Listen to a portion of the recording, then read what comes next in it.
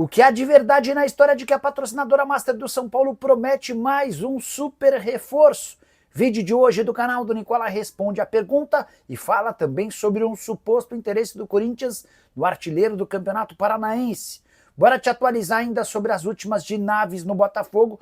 O zagueiro do Palmeiras já aceitou a oferta botafoguense, mas tem um enorme problema para ser solucionado. Para completar, o Mbappé querendo a eliminação do PSG da próxima Champions League. Novo protesto de torcedores do Cruzeiro depois de mais uma derrota. Falo também sobre as últimas do mercado, bastidores, finanças. Notícia importante no Galo. Super Mundial de Clubes com presença garantida de torcedores do Flamengo e muito mais.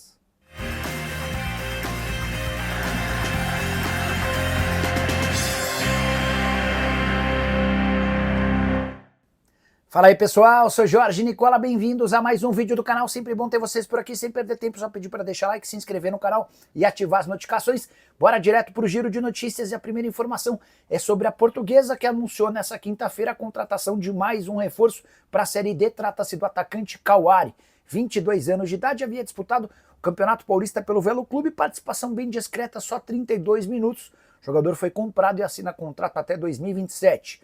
Já a Conmebol deve anunciar nos próximos dias a cidade de Lima, no Peru, como palco da final da Libertadores. Você sabe, a principal competição da América do Sul tem sido disputada com partida final única. Numa sede específica, Brasília e Montevidéu eram outras alternativas, mas a Conmebol preferiu a capital peruana. Bora falar também sobre Fausto Vera. É verdade que o volante do Galo pode virar reforço do Fortaleza?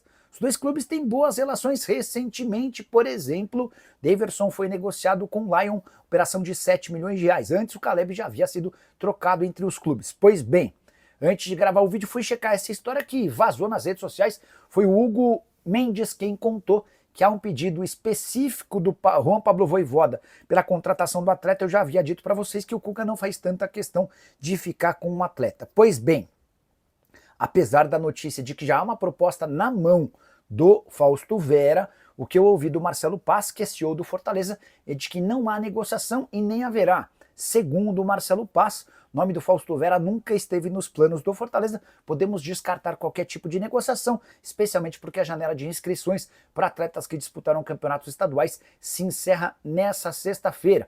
Fausto Vera, cujo salário gira na casa dos 500 mil reais por mês, não deve ganhar tantos minutos daqui até o fim da temporada. Era um pedido de saída do Cuca, mas deve permanecer por lá. Só para completar, em relação ao Fortaleza, o time que entra em campo na noite dessa quinta-feira pela Libertadores da América, o Galo joga pela Sul-Americana. Bora falar agora sobre o Super Mundial com uma curiosidade que envolve a torcida do Flamengo. A ESPN divulgou nas últimas horas quais os jogos do Super Mundial com mais ingressos vendidos, obviamente na fase de grupos.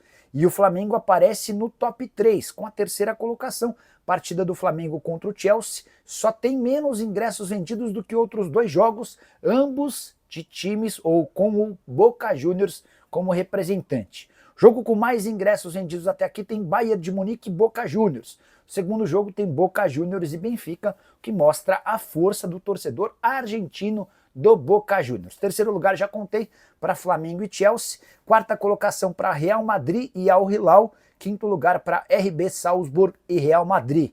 Importante destacar o Flamengo à frente, por exemplo, de dois jogos do Real Madrid. Nem imagino que vai haver uma grande viagem, uma grande caravana de torcedores do Madrid, da Espanha, rumo aos Estados Unidos, mas o Super Mundial de Clubes tem certamente o Real Madrid como um dos grandes atrativos. Você torce para algum time que vai disputar o Super Mundial de Clubes? Teria coragem de viajar para os Estados Unidos? Mais do que isso, e a grana, né? Que é o grande problema. Viagem cara para os Estados Unidos, o torneio acontece entre junho e julho. Bora falar agora sobre o Clube Atlético Mineiro. Queria te contar que o Galo perdeu sem receber qualquer centavo um atleta das categorias de base justamente para um rival, para o América. Eu me refiro a Gabriel Pfeiffer, meu atacante de 19 anos de idade, havia disputado com a camisa 10 a Copa São Paulo de Juniores, inclusive marcou 3 gols na competição. O contrato dele se encerrava em dezembro, mas o Pfeiffer não parecia fazer parte dos planos do Atlético para o restante da temporada. O que ele fez? Pediu para que seus empresários o oferecessem, e ele foi sugerido para o América, rival do Atlético. O América tem no time principal o técnico William, que já havia trabalhado com o Pfeiffer no Vasco. o Willian deu ok para negociação, o Pfeiffer rescindiu seu contrato de forma gratuita no Galo e assinou até o fim do Campeonato Mineiro do ano que vem com o América, com a possibilidade de prorrogação por mais um ano. Detalhe importante, o América passa a ter 80% dos direitos econômicos, 20% ficam com o jogador e o Galo não recebe nenhum centavo de uma venda futura. Se o Pfeiffer se valorizar e for negociado, o Atlético, apesar de ter sido o clube formador, perde a oportunidade de fazer dinheiro. Só para completar, jogador que faz 20 anos nessa temporada, vai jogar primeiramente no time sub-20, mas com a promessa de receber bons minutos ao longo do ano de 2025 na equipe principal. Hora de falar sobre um novo protesto de torcedores do Cruzeiro. No dia seguinte, a derrota para o Muxucruna, jogo da Sul-Americana no Mineirão, derrota por 2-1, torcedores da Máfia Azul foram protestar na porta do centro de treinamento a Toca da Raposa 2. Alguns torcedores, inclusive, conseguiram acesso ao CT. Situação parecida do início da semana, quando esses mesmos membros da Máfia Azul já haviam conseguido dialogar com atletas e membros da comissão técnica, além da diretoria. Aqueles que não tiveram acesso à área interna ficaram do lado de fora protestando com gritos, protestos e faixas. Entre as faixas dava para perceber que um dos principais alvos era Alexandre Matos, que foi alvo de uma faixa escrito Alexandre Gastos e a outra com os dizeres Matos pede demissão mercenário. Houve também uma faixa em que falava elenco de finados e a última salário em dia, porrada em falta. Cruzeiro que venceu apenas um dos últimos 9 jogos, foi na estreia do Campeonato Brasileiro contra o Mirassol. Situação bastante delicada, pode acabar sobrando para Alexandre Matos ou até para o técnico Leonardo Jardim. Demissões estão nos planos da diretoria do Cruzeiro. Bora falar agora sobre Mbappé. O craque do Real Madrid quer tirar o PSG da próxima Champions League. O Mbappé entrou com um processo na FIFA exigindo, ou melhor, na UEFA, que é a entidade que regula o futebol na Europa, exigindo a exclusão do PSG da próxima Liga dos Campeões. O motivo, uma dívida de 55 milhões de euros, ou mais ou menos 360 milhões de reais. Essa grana se deve ao período em que ele ainda defendia o PSG. O Mbappé assegura que tinha direito a essa grana antes de trocar o PSG pelo Real Madrid. O PSG se defende alegando que o Mbappé abriu mão desse dinheiro ao dar sua palavra de que ficaria até o fim do contrato. Enfim, é uma guerra que vai terminar nos tribunais e que certamente acabará mal para um dos dois clubes, com o PSG tendo de bancar 55 milhões de euros para o Mbappé, ou então com o PSG sendo punido de forma severa pela UEFA, PSG que está perto das semifinais da Champions, depois de vencer por 3-1 o Aston Villa. Curioso, né? Enquanto teve Messi, Neymar e Mbappé, o PSG até fez uma ou outra boa campanha, mas nunca demonstrou a consistência do atual time campeão francês a 6 rodadas do fim e de forma invicta até aqui e deitando e rolando na Liga dos Campeões. Hora de falar sobre Palmeiras e Botafogo. Como é que anda a negociação pelo zagueiro Naves? Trago atualizações importantes. O atleta da base do Palmeiras, promovido ao profissional desde a temporada passada, já aceitou a oferta botafoguense, até porque seu salário de 150 mil reais por mês no Verdão passaria para 280 mil reais mensais no Botafogo. Além disso, há a promessa de utilização, especialmente nesse período de recuperação do Bastos, que passou por cirurgia e vai precisar ficar pelo menos 2 meses fora. Mas ainda não há um acordo entre os clubes e é difícil imaginar que exista. Proposta do Botafogo é de empréstimo com obrigação de compra no fim do Campeonato Carioca. Ele ficaria cedido sem custos durante esse período e no final do Carioca o Botafogo seria obrigado a bancar 5 milhões de euros ao Palmeiras. Na minha visão, negócio dos mais interessantes para um atleta que hoje é reserva do reserva. Especialmente depois das chegadas do Bruno Fux e do Mikael, o Naves perdeu espaço, atleta que já havia sido ultrapassado na preferência entre os zagueiros do elenco do Abel Ferreira por Benedetti. De qualquer maneira, o Botafogo parece ter dificuldades para contratar o atleta. Vale a lembrança de que a relação entre John Textor e Leila Pereira é ruim faz tempo. Até por isso, a estratégia do Botafogo foi de que o empresário do Naves, o Diogo Silva, da Web Soccer, conduzisse as tratativas. Só que por conta da negociação ser com o Botafogo, o Palmeiras não tem interesse. E o Anderson Barros, que é o executivo de futebol, nem sequer tem retornado às ligações do Diogo Silva com a proposta oficial do Botafogo.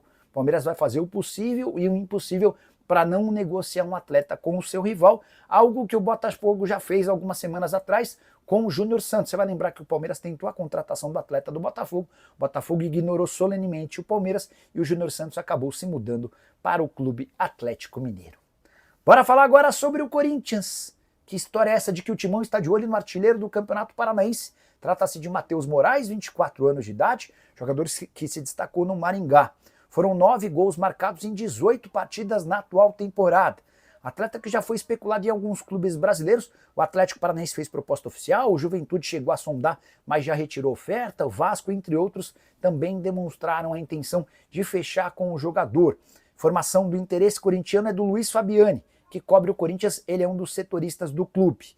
Entrei em contato antes de gravar esse vídeo com o staff do jogador, que me assegurou que até agora ninguém do Corinthians o procurou. Como a janela de inscrições para atletas que disputaram os campeonatos estaduais se encerra nessa sexta-feira, acho pouco provável que exista tempo hábil para que esse negócio seja fechado, no máximo em 24 horas. Importante contar também que o Maringá estabeleceu um valor alto para a negociação do atleta, que é considerada uma das maiores promessas do clube recentemente. Só para arrematar, informação importante da política corintiana. Romeu Tuma Júnior, presidente do Conselho Deliberativo, foi afastado preventivamente pela Comissão de Ética e Disciplina do Corinthians. Tudo por causa de um movimento criado pelo Augusto Melo. O presidente do Corinthians denunciou o presidente do Conselho, entre outras coisas, pela forma como Augusto conduziu, ou melhor, como o Romeu Tuma Júnior conduziu o processo de impeachment do Augusto. Na avaliação do presidente do clube, Romeu tomou partido e fez o possível e impossível para que o Augusto Melo sofresse o impeachment. Processo que ainda não terminou, não houve a votação final. E preventivamente o Romeu Tuma Júnior está afastado do seu cargo de presidente do Conselho Deliberativo. Isso certamente ainda vai render muita polêmica nos próximos dias. Bora fechar o vídeo para repercutir a possibilidade de o São Paulo ganhar mais um reforço de peso, no caso, um super reforço com a ajuda da patrocinadora master, a Superbet. No último sábado, São Paulo e Superbet anunciaram a extensão do vínculo até 2030, acordo de 678 milhões de reais, que pode alcançar 1 bilhão se todas as metas forem batidas. E o CEO da Superbet deixou vazar para jornalistas do São Paulo a possibilidade de mais um reforço com a ajuda da patrocinadora. Vale a lembrança de que Oscar foi contratado com parte dos seus vencimentos bancados pela Superbet. Fui checar com o pessoal do São Paulo se esse reforço poderia ser o Thiago Mendes, atleta que está na pauta do São Paulo desde o ano passado e que só não foi contratado ainda porque o Al Rayyan, clube que detém seus direitos econômicos, sempre exigiu uma compensação financeira. A impressão que se tem no São Paulo é de que até agora não há nenhum movimento para a ajuda, além dos 678 milhões em relação à Superbet para a contratação de jogadores. Isso não foi alvo de um debate entre São Paulo e Superbet.